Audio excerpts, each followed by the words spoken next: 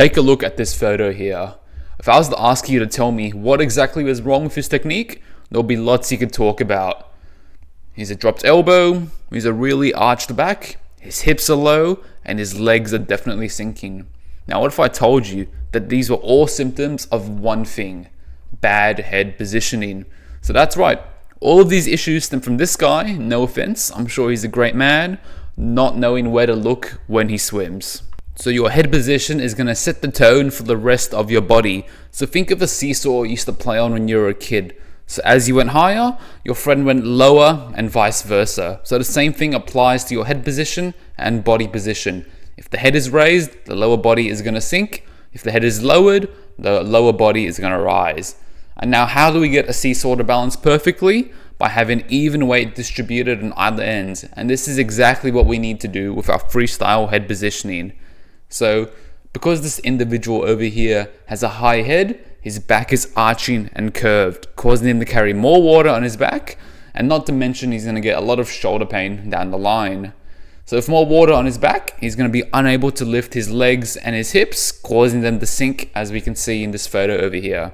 So there's a whole chain reaction going on. But why does this happen? Now this is the nerdy part, and I can guarantee that if you stick around to the end of this, you have a top 1% attention span, and you also have my respect. So this all ties into the concept of a bow wave. And if you were to ever look at a ship moving through water, you would see a bump or a lump at the front, just like I've circled over here. So this is called a bow wave, and understanding this is key to having a better and more optimal head position in your freestyle. So what is an actual bow wave, first of all? So a bow wave is a progressive disturbance through a fluid as a result of displacement by the foremost point of an object moving through water. So just like in this image over here, there is a distinct peak followed by a lowering of water on both sides. And the bow wave actually forms when we swim as well. It doesn't just apply to ships or boats, it applies to us or any object moving through a body of water. And the same principles apply. Just look at this video of this swimmer. So if you look close enough, you should be able to see a distinct peak with the water flowing over his head. There's also a lowering of water on both sides. Now, when we swim, we actually want to have a smaller bow wave.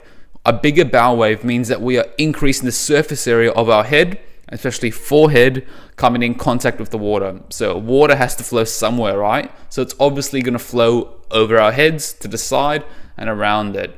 So the more of it flows upwards, the more resistance we're generating, and we do not want that at all. Instead, we want to have our head low enough so that water flows smoothly with minimal surface area in contact with it, leading to minimized surface resistance and drag.